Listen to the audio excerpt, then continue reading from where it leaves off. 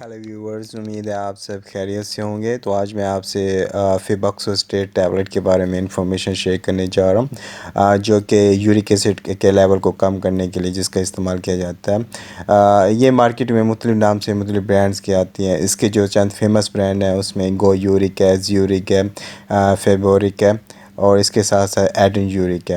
ये चंद ऐसे famous brand हैं जो कि आपको हर मेडिकल स्टोर और फार्मेसी से इजीली मिल जाते हैं। ये आपको मार्केट में 40 mg और 80 mg की स्ट्रेंथ में मिल जाती है। तो आज हम फेबोक्सोस्टेट के यूजेस करेंगे, किन किन चीज़ों के लिए इस्तेमाल की जाती है और डॉक्टर किन मरीज़ों को प्रेस्क्राइब करके देते हैं और इसको इस्तेमाल करने का सही तरीका क्या होता है, यानी कि इसकी डोजेज क्या होती है और अगर इसको इस्तेमाल करते रहें तो कौन से साइड इफ़ेक्ट्स हैं जो कि सामने आ सकते हैं।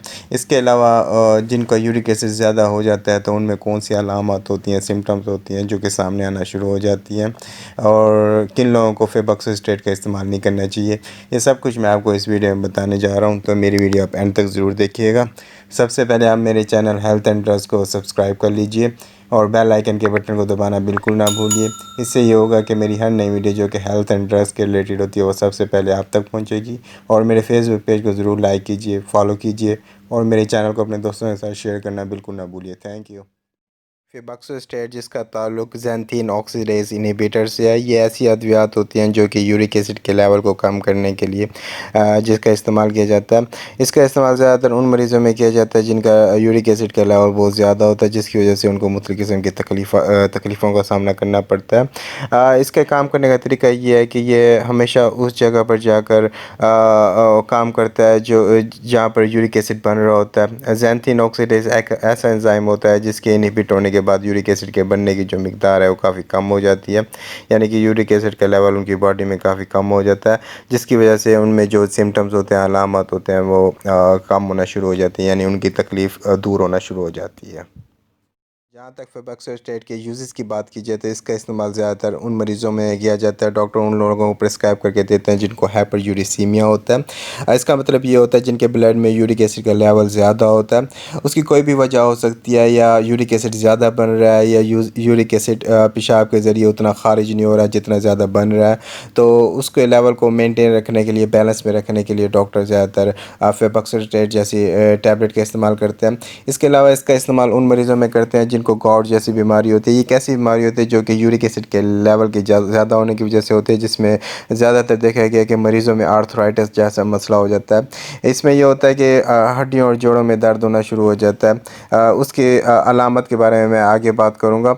इसके अलावा फेबोक्सोस्टेट को कभी भी फर्स्ट लाइन के तौर पर इस्तेमाल नहीं किया जाता, यानी कि वो लोग जिनका यूरिक एसिड लेवल ज़्यादा होता है तो उनको फर्स्ट लाइन के तौर पर कभी फेबोक्सोस्टेट प्रेस्क्राइब करके नहीं दी जाती।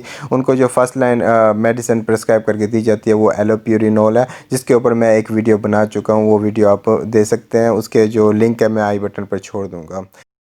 गाउट की सिम्टम्स यानी अलामत की बात की जाए तो वो लोग जिनका यूरिक एसिड का लेवल बहुत ज़्यादा हो जाता है, यानी कि उनकी बॉडी में यूरिक एसिड का लेवल जैसे ही बढ़ता है तो ये यूरिक एसिड क्रिस्टल बनकर उनकी हड्डियों की जोड़ों में जमा होना शुरू हो जाता है, जिसकी वजह से उनको हड्डियों में तकलीफ़ होना शुरू हो जाती है।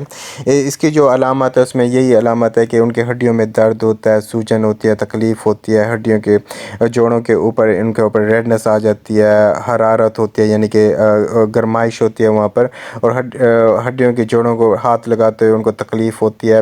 हड्डियों के जोड़ों को मूव करना या हरकत करना काफ़ी ज़्यादा मुश्किल हो जाता है, हड्डियों में अकड़ा हुआ जाता है। ये चंद ऐसी अलामत होती हैं जिसकी वजह से यूरिक एसिड का जो टेस्ट है वो रिकमेंड किया जाता है, रेफ़र किया जाता है कि यूरिक एसिड के लेवल को चेक किया जाए ताकि उसके मुताबिक ही मरीज़ का इलाज किया जाए। अब मैं आपको बताता जाऊँ कि यूरिक एसिड का नॉर्मल लेवल क्या होता है, यानी कि आपको कैसे ब्लड टेस्ट से अंदाज़ा होता है कि आपका यूरिक एसिड लेवल ज़्यादा है, आपको मेडिसिन की ज़रूरत है या नहीं है। तो मैं उसका बताता जाऊँ कि वो फीमेल जिनका यूरिक एसिड का लेवल 2.4 से लेकर 6.0 मिलीग्राम पर डेसीलीटर से ज़्यादा है, तो इसका मतलब ये है कि उनको किसी न किसी किस्म की मेडिसिन की ज़रूरत है ताकि उनके यूरिक एसिड के लेवल को कम से कम किया जाए, क्योंकि फीमेल्स में जो नॉर्मल यूरिक एसिड का लेवल है वो 2.4 से लेकर 6.0 मिलीग्राम पर डेसीलीटर होता है। इसी तरह मर्दों की बात की जाए तो मर्दों में जो नॉर्मल यूरिक एसिड का लेवल है वो यही है कि 3.4 मिलीग्राम पर डेसीलीटर से लेकर 7.0 मिलीग्राम पर डेसीलीटर है। अगर इसके दरमियान में है यूरिक एसिड तो नॉर्मल है। अगर 7.0 मिलीग्राम पर डेसीलीटर से ज़्यादा है तो इसका मतलब ये है कि उनको किसी न किसी किस्म की मेडिसिन की ज़रूरत है ताकि उनके यूरिक एसिड के लेवल को कम से कम किया जाए। हाँ, इसमें एक और बात करता जाऊँ, अगर आपका यूरिक एसिड का लेवल ज़्यादा आता है ब्लड टेस्ट के थ्रू और आप में कोई सिम्टम्स सामने नहीं आते तो आप सिंपली कोई आपको किसी किस्म की मेडिकेशन की वैसे ज़रूरत नहीं होती। अगर आप किसी किस्म के मेडिकेशन का इस्तेमाल करना भी चाहते हैं तो आप पेन किलर का इस्तेमाल कर सकते हैं जो हड्डियों और जोड़ों के दर्द के लिए। जहाँ तक फेबक्सोस्टेट के इस्तेमाल की बात की जाए कि इसका इस्तेमाल कैसे करना चाहिए, इसकी डोजेज क्या लेनी चाहिए, तो इसकी डोजेज हमेशा डॉक्टर की हिदायत के मुताबिक लेनी चाहिए, क्योंकि फेबक्सोस्टेट ऐसी मेडिसिन नहीं है कि यूरिक एसिड के लिए जो फर्स्ट लाइन के तौर पर इस्तेमाल की जाए। जो फर्स्ट लाइन के तौर पर जो यूरिक एसिड के लेवल को कम करने के लिए इस्तेमाल की जाती है वो ज़ाइलोरिक है, यानी कि एलोप्यूरिनोल है। इसका इस्तेमाल फेबक्सोस्टेट का इस्तेमाल हमेशा उन मरीज़ों में किया जाता है जिनमें एलोप्यूरिनोल काम नहीं करती या कोई अच्छा रिज़ल्ट नहीं दिखाती, तो यूजली डॉक्टर उनको फेबक्सोस्टेट जैसी मेडिसिन प्रिस्क्राइब करके देते हैं। तो वो लोग जिनको हाइपरयूरिसीमिया यानी कि जिनके ब्लड में यूरिक एसिड का लेवल ज़्यादा है, उसकी कोई भी वजह हो सकती है, तो अगर उस यूरिक एसिड के लेवल की ज़्यादा होने की वजह से उनको किसी भी किस्म की तकलीफ़ का सामना है या किसी सिम्टम्स या अलामत का सामना है, तो उनमें जो स्टार्टिंग डोज होती है वो 40 mg होती है जो दिन में एक टैबलेट ली जाती है और कम अज़ कम इसका इस्तेमाल 2 हफ्ते तक कराया जाता है ताकि इनके यूरिक एसिड के लेवल को चेक किया जाए। अगर 2 हफ्तों में यूरिक एसिड का लेवल कोई बेहतर नहीं होता या कमी नहीं होती यूरिक एसिड के लेवल में, तो उनको 80 mg दिन में एक दफ़ा इस्तेमाल कराई जाती है और उसके साथ साथ देखा जाता है कि उनके यूरिक एसिड का लेवल कम हो रहा है या नहीं हो रहा है, यानी कि उनका जो ब्लड टेस्ट है वो 2 हफ्ते बाद रिपीट कराया जाता है ताकि उनमें जो यूरिक एसिड के लेवल में जो कमी बेशी हो रही होती है उसको देखा जाए और उसके मुताबिक ही डोजेज सेट की जाए।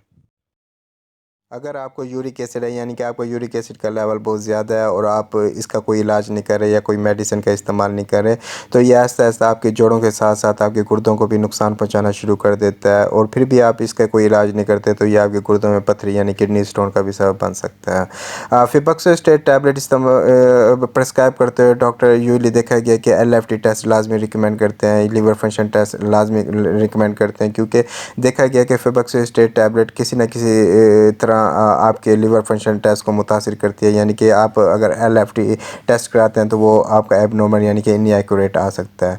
तो फेबक्सोस्टेट टैबलेट का इस्तेमाल हमेशा डॉक्टर की हिदायत के मुताबिक ही करें। आप अगर किसी भी मेडिसिन का इस्तेमाल करते हैं जहाँ वो आपको फ़ायदा पहुंचा रही होती है वहाँ कहीं ना कहीं आपको वो नुकसान भी पहुंचा रही होती है, यानी कि कोई ना कोई साइड इफ़ेक्ट्स लाजमी कर रही होती है। तो इसी तरह फेबक्सोस्टेट टैबलेट का आप इस्तेमाल करते हैं तो ये भी इसके इस्तेमाल करने से भी कुछ मुमकिन और कॉमन साइड इफ़ेक्ट्स सामने आ जाते हैं। उन मुमकिन साइड इफ़ेक्ट्स में ये कि आपको नोज़िया और वोमिटिंग कर सकती है, यानी कि मतली और क्या हो सकती है, जोड़ों में दर्द कर सकती है, रैशेज़ पड़ सकते हैं, आपका LFT यानी कि लीवर फंक्शन टेस्ट एबनॉर्मल यानी कि इनएक्यूरेट आ सकता है। इसके साथ साथ गाउट के भी सिम्टम्स सामने आना शुरू हो सकते हैं। ये चंद मुमकिन और कॉमन साइड इफ़ेक्ट्स हैं जो कि फेबक्सोस्टेट टैबलेट इस्तेमाल करते हुए सामने आ सकते हैं। बिल्कुल आखिर में मैं उन लोगों की बात करता हूँ जो जिन लोगों को फेबक्सोस्टेट टैबलेट का इस्तेमाल नहीं करना चाहिए। अगर वो करना भी चाहते हैं तो उनको अगर किसी भी किस्म का ऐसा कोई भी मसला है तो उनको डॉक्टर को लाजमी आगाह करना चाहिए। उनमें सबसे पहले मैं उन लोगों की बात करता हूँ जो जिनको फेबक्सोस्टेट या इसके किसी भी इंग्रेडिएंट से किसी भी किस्म की एलर्जी है, तो उन लोगों को चाहिए वो इस टैबलेट का इस्तेमाल करने से पहले अपने डॉक्टर को लाजमी आगाह करें। इसके साथ साथ वो लोग जिनको लीवर का मसला है यानी कि जिगर की कोई बीमारी है, हेपेटाइटिस वगैरह हो गया, या किडनी का कोई मसला है या किडनी कोई बीमारी है या डायलिसिस वगैरह उनकी हो रही है, तो उनको चाहिए कि वो अपने डॉक्टर को पहले लाजमी आगाह करें इस टैबलेट के इस्तेमाल करने से पहले।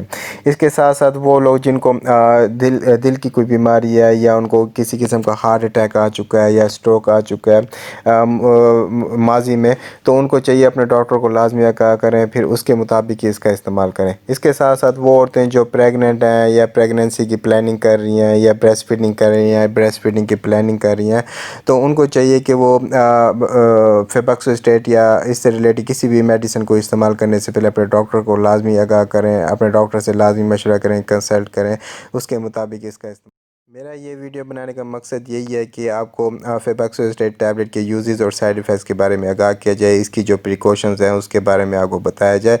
इस वीडियो का हर किस मकसद ये नहीं है कि आप इसको एज अ सेल्फ मेडिकेशन के तौर पर घर पर इस्तेमाल करना शुरू कर दें। इस टैबलेट का इस्तेमाल आपने एज अ सेल्फ मेडिकेशन के तौर पर कभी भी नहीं करना, डॉक्टर की हिदायत के मुताबिक इसका इस्तेमाल करना है। तो उम्मीद है आपको मेरी वीडियो पसंद आई होगी और मेरे चैनल को सब्सक्राइब करना बिल्कुल नहीं भूलेंगे। Thank you.